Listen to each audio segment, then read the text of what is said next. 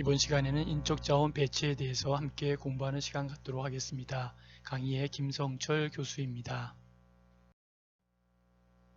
인적자원 배치는 어떻게 진행되어야 될까요? 배치는 직무와 사람의 관계를 잘 조합하여 기업의 성과는 물론이고 개인의 만족도를 높이려는 것입니다.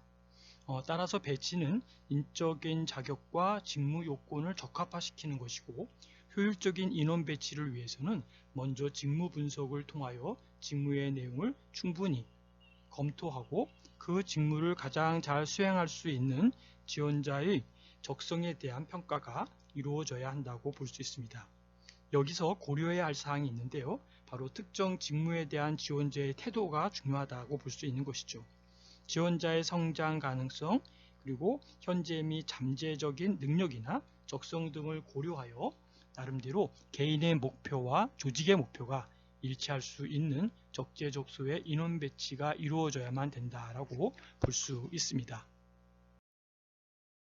인적 자원의 배치를 본다면 먼저 적정 배치의 과정에서 직무 분석과 직무 평가, 시간 연구, 동작 연구를 통해서 직무가 요구하는 능력 수준과 인격의 특성, 그리고 직무 환경, 직무의 조직상의 지위를 보고 거기에 맞춰서 직무의 조건과 사람의 조건 사이에 적정한 배치를 하는 게 필요하다라는 것이죠.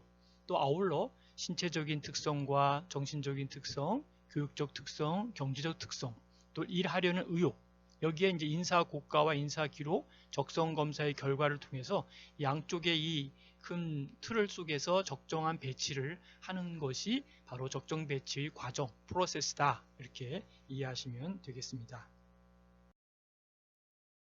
다음은 인적 자원 배치의 중요성에 대해서 살펴보도록 하겠습니다. 첫 번째가 적재적소주의를 볼 수 있는데요. 직무에 적합한 능력과 적성을 가진 사람을 배치해서 직무의 효율성을 극대화해야 된다고 볼 수 있습니다. 그러나 기업이 활용할 수 있는 인적 자원에 대한 현실적인 한계로 인하여 모든 직무에 최적의 인재를 배치할 수는 없습니다. 적재적소의 판단에는 능력이나 성격이나 의욕과 또 직무의 적합이 중요한 문제가 되는데, 그러나 능력과 의욕에 관한 판단은 어때요? 모순이 될 수도 있다는 것이죠. 그래서 직무에 적합한 능력은 있지만 의욕이 결여되고, 의욕은 있지만 능력이 결여된 경우가 있다는 것이죠. 이와 같이 적재적소의 배치는 어려움이 있을 수밖에 없다라고 볼 수 있습니다.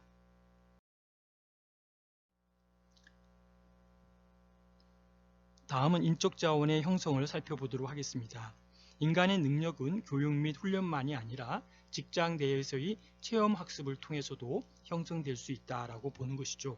그래서 기업 내에서의 능력 형성을 고려할 때 체험 학습에 대한 비중이 높고, 적재적소는 바로 단기적인 직무의 효율성을 결정하지만 인재 형성의 영향은 바로 나름대로 장기적인 효과다라고 보는 것이죠.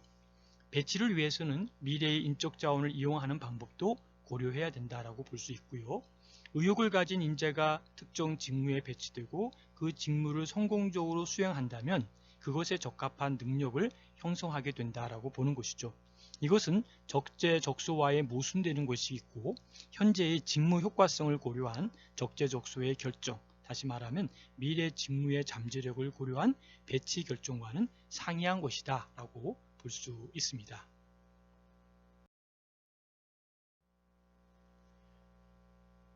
다음은 비공식 집단의 형성을 살펴보도록 하겠습니다.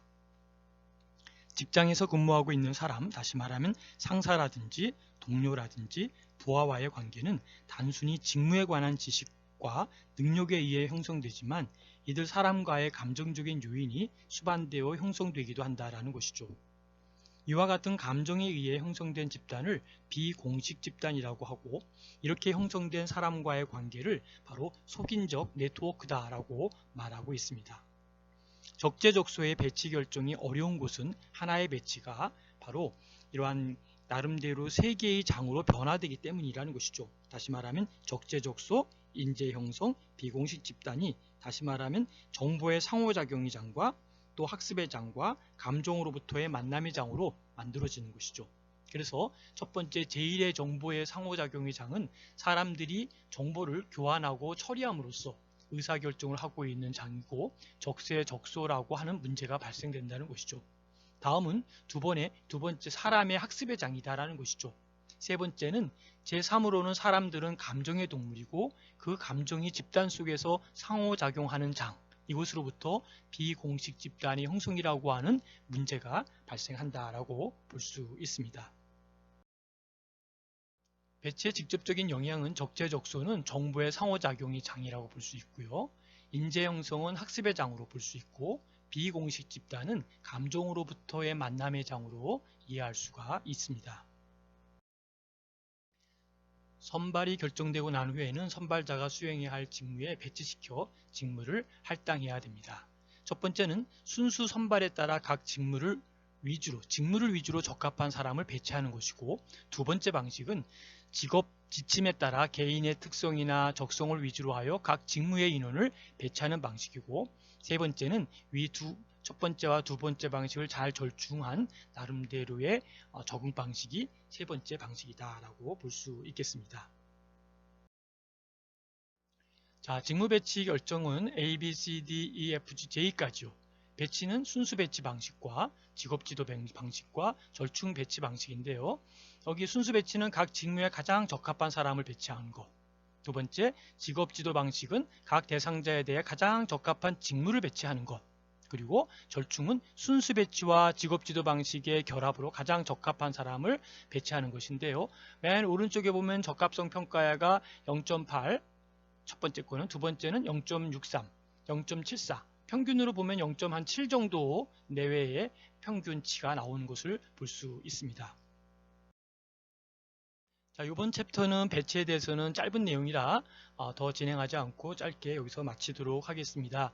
남은 것은 여러분 다른 보충 자료를 또 통해서 공부하시고요.